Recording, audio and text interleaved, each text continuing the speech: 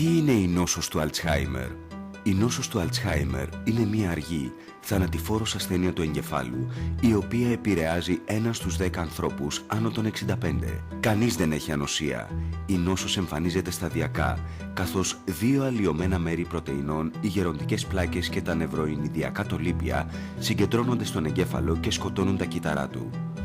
Ξεκινούν εδώ, στον υπόκαμπο, το μέρος του εγκεφάλου που αρχικά σχηματίζονται οι αναμνήσεις.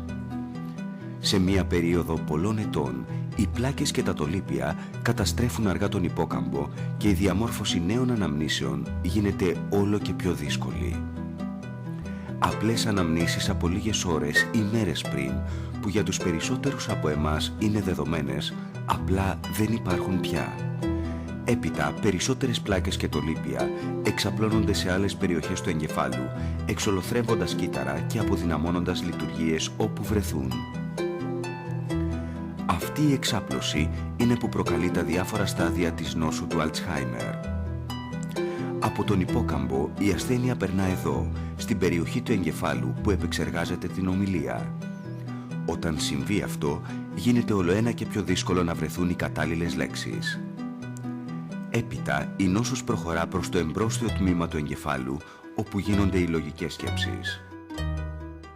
Πολύ σταδιακά ο ασθενής αρχίζει να χάνει τη δυνατότητα να επιλύει προβλήματα, να κατανοεί έννοιες και να κάνει σχέδια. Μετά, οι πλάκες και τα τολύπια εισβάλλουν στο μέρος του εγκεφάλου που ελέγχει τα συναισθήματα. Όταν συμβεί αυτό, ο ασθενής σταδιακά χάνει τον έλεγχο της διάθεσης και των συναισθημάτων του. Μετά από αυτό, η ασθένεια προχωρά στην περιοχή όπου ο εγκέφαλος αντιλαμβάνεται τα πράγματα που βλέπει, ακούει και μυρίζει. Σε αυτό το στάδιο, η νόσος του Αλτσχάιμερ προκαλεί όλεθρο στις αισθήσεις του ασθενούς και μπορεί να προκαλέσει παραισθήσεις.